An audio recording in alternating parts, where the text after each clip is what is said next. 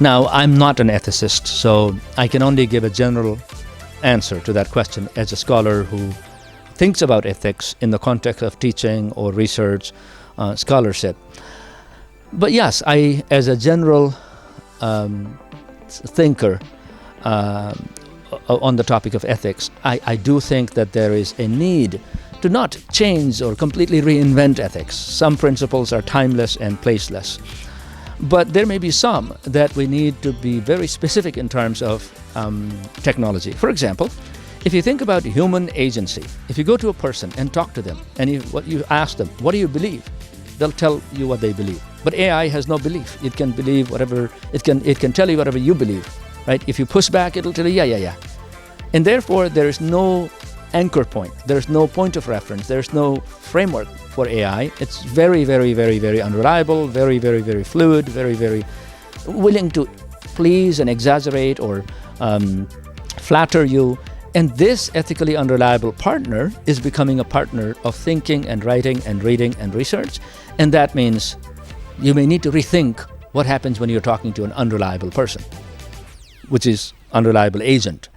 You may also need to update some of the ethical frameworks, because it may be driven by certain political and economic and social and cultural forces behind it.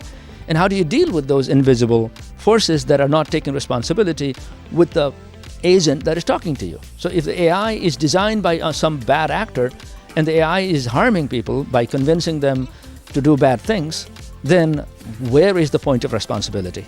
Is it the doctor who is using the AI who killed the patient? Is it the patient who should not have been listened to gone to that doctor who uses the AI? No. The patient may not know that the doctor is unreliable because of AI. Is it the maker of the AI? And therefore, these scattering of the point of agency and responsibility, the fracture of the system where there was a direct human-to-human sense of responsibility and accountability, is now becoming fractured. People can try to get away by saying, oh, it was not me, I used ChatGPT. And therefore, and the acceptance and normalization of AI-based behavior. So people may be dumping a lot of email content on you, but the user knows, oh, okay, my professor didn't write that. She's busy, I think she just dumped content on me. But the AI content is great, right? Now, do you feel comfortable about that, or do you question the professor's ethics? And therefore, this normalization, like Facebook normalized weird behaviors, right, of people doing crazy things that they would never do within a community or family. This is going to normalize a lot of things.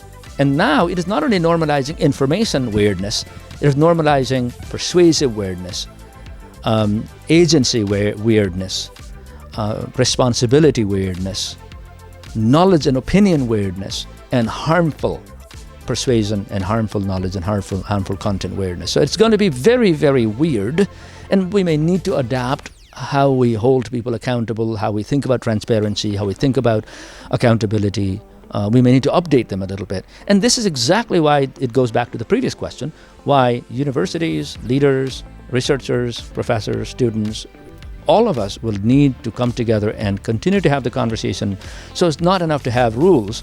I think we need to have continued conversation, resources, support, and a mechanism for accountability, so that people that are using AI are not simply punished left and right, but also not let free.